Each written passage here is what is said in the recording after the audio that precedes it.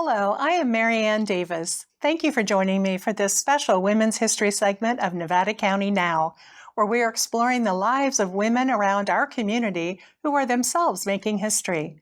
I'd like to introduce you to my special guest, Sands Hall. Sands Hall is an author, playwright, director, actor, teacher, and singer-songwriter whose work spans the page, the stage, and classroom. She is the author of the novel Catching Heaven, a Random House Reader's Circle selection and Willa Award finalist, as well as Tools of the Writer's Craft.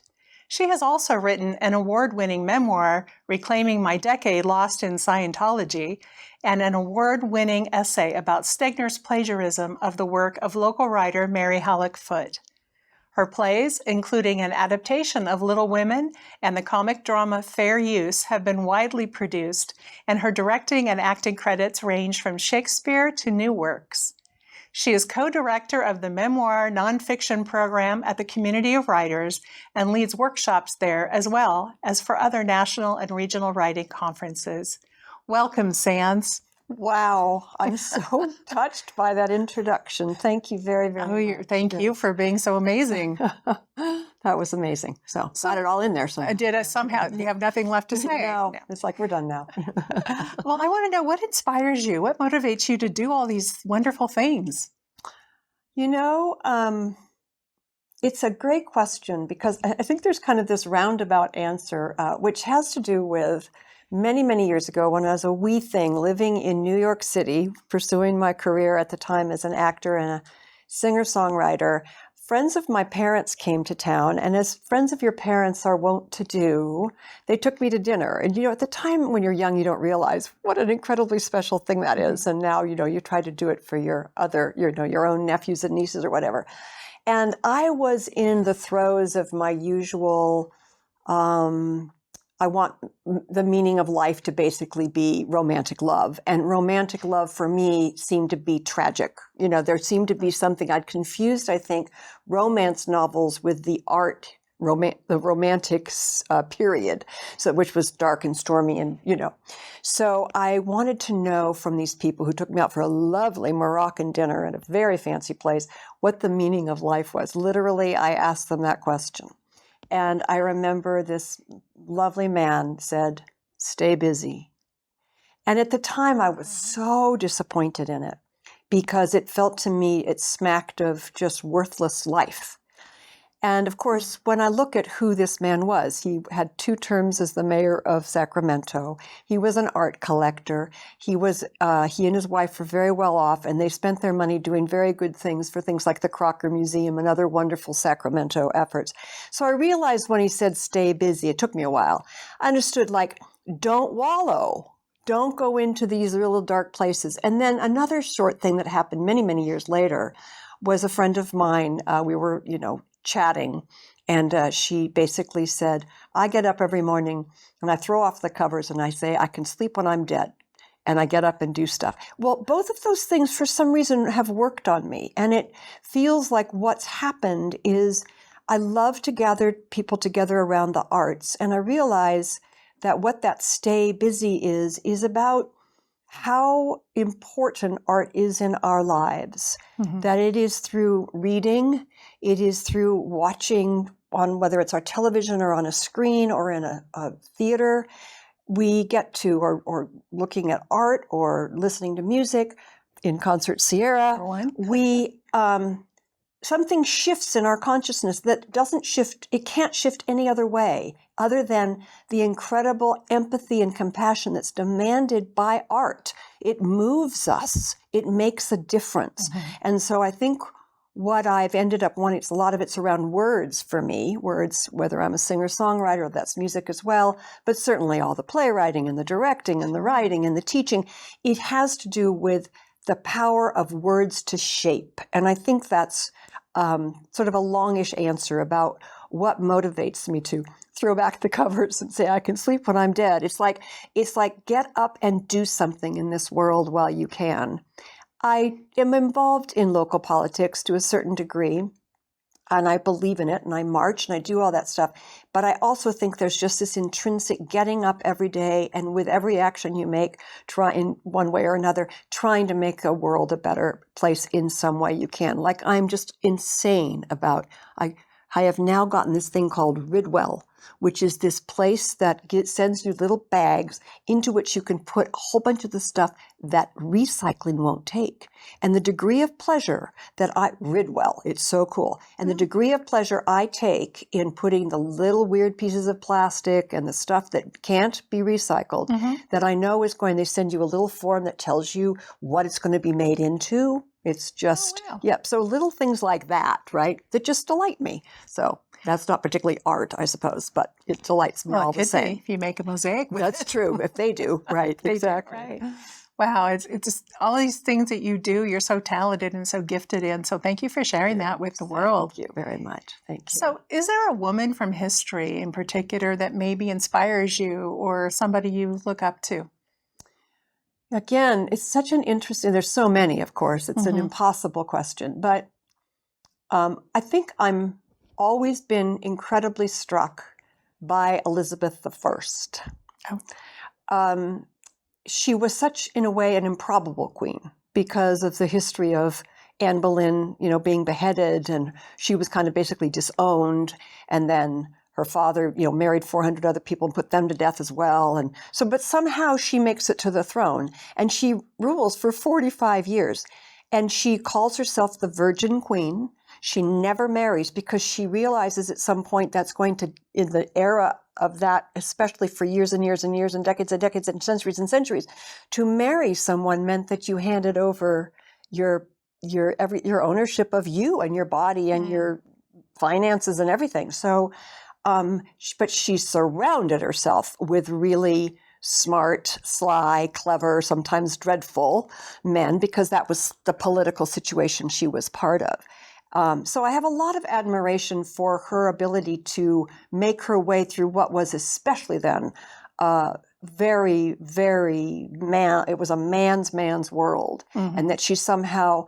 And the other thing that I respect so much about her is that we have a period called the Elizabethan period because she put front and center the arts. She made sure, that's Shakespeare, well, he came up even later under the king that succeeded her, but there was all kinds of music and poetry and song and play scripts, and everything was, and philosophy. She just made things happen. And that's why I sometimes want to write to Congress and say, there's a reason there's an era called, Elizabethan. Why don't you have a, I don't know, an era, right?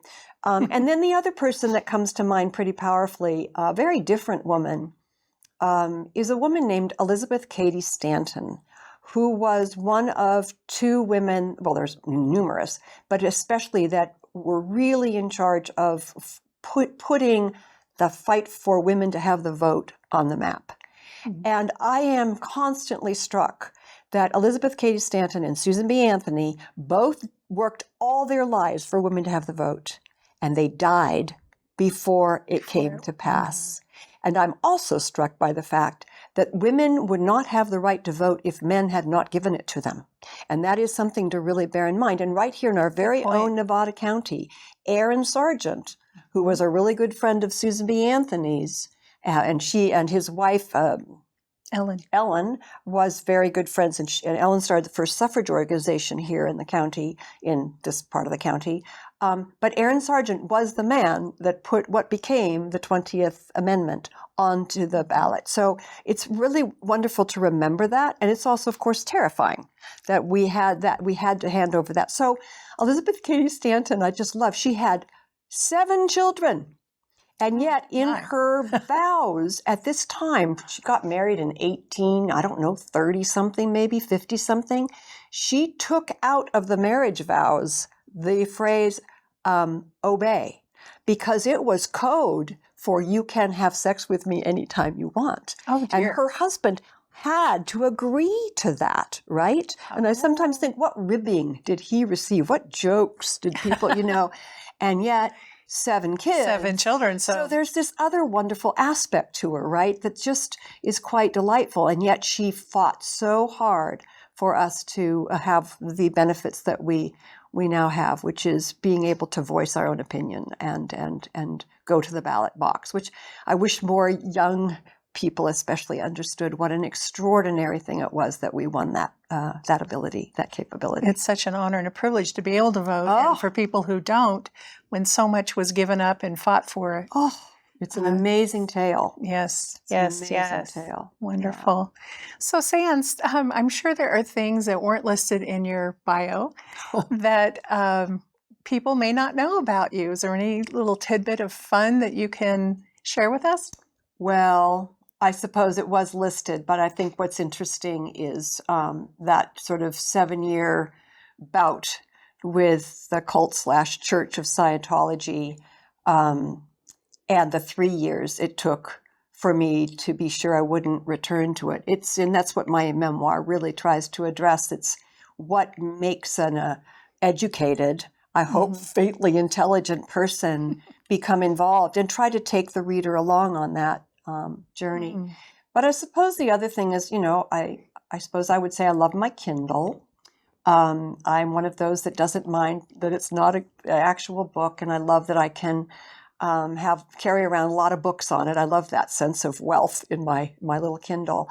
But that sometimes one of the pleasures that I have is watching such shows as Project Runway, when those especially when those designers are given like the exercise of, here's a room and you can use anything in this room, but only the things in this room, to create, 2 dresses, one, high, low, or something like that. And the creativity, that's something I really enjoy.